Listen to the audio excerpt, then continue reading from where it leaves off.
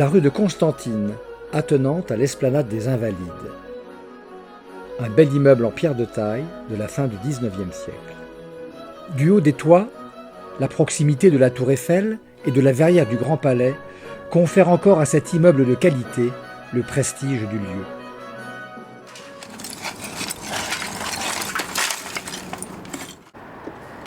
On vient de déposer les vieilles ardoises.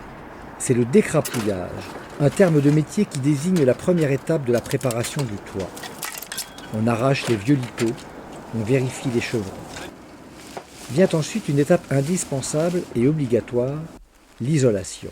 Elle consiste à fixer sur les chevrons une première couche d'isolant réfléchissant, puis de fixer des contre-chevrons pour assurer une bonne ventilation entre les couches d'isolant.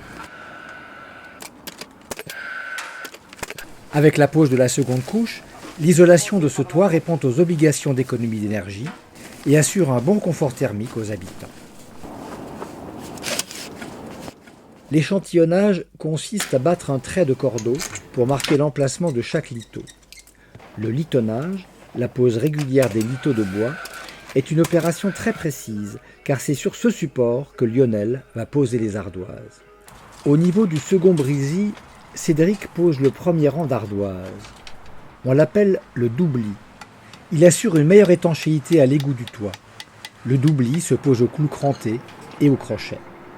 La difficulté ici est qu'il s'agit de l'angle d'un toit à double arrêtier.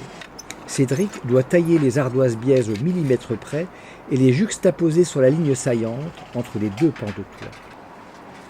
Pour assurer une parfaite étanchéité du toit, chaque ardoise est mesurée, pensée, tracée, retaillée, épaulée, ajustée avant d'être clouée ou posée au crochet. La pince à ardoise remplace ici l'enclume et le marteau traditionnel. Chaque ardoise posée est le fruit d'une grande expérience, d'un lien entre l'intelligence, la main, le toucher et le matériau lui-même. Lionel travaille, lui, à la cassure du plan de toit. Il doit poser un noquet de zinc pour augmenter l'étanchéité. L'avantage de la pince par rapport à l'enclume, c'est que l'enclume, la plupart, à moins que ce soit un gros morceau, on perd l'autre moitié. Alors qu'avec la pince, C'est beaucoup plus précis. plus facile et puis on récupère l'autre moitié. À la fin de la journée, Cédric a presque atteint le sommet du pan à double arrêtier, ardoise après ardoise, du sur-mesure au millimètre près. Du dessous, elle va se retrouver en dessous celle-là, vous voyez ? Un coup elle est au-dessus, un coup elle est en dessous. Et une sur deux à chaque fois. L'ouvrage est terminé et a été fait dans les règles de l'art. Les averses, aussi puissantes soient-elles, viendront s'y briser, mais sans y pénétrer, et laisseront la place au jeu délicat sur l'ardoise, de l'ombre et de la lumière. Nous avons choisi une ardoise Cupa modèle 10 Excellence pour ses qualités d'aspect. C'est une ardoise qui présente un bon aspect, une ardoise assez plane et de bonne qualité.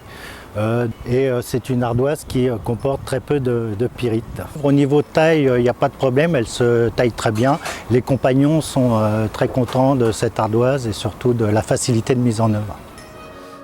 L'ardoise de Cupa Pizarras est aujourd'hui entrée dans le paysage des toits de Paris. Elle assure cette continuité entre un passé prestigieux et un avenir serein, où beauté, imperméabilité et inaltérabilité sont les qualités essentielles de ce matériau noble, naturel et durable.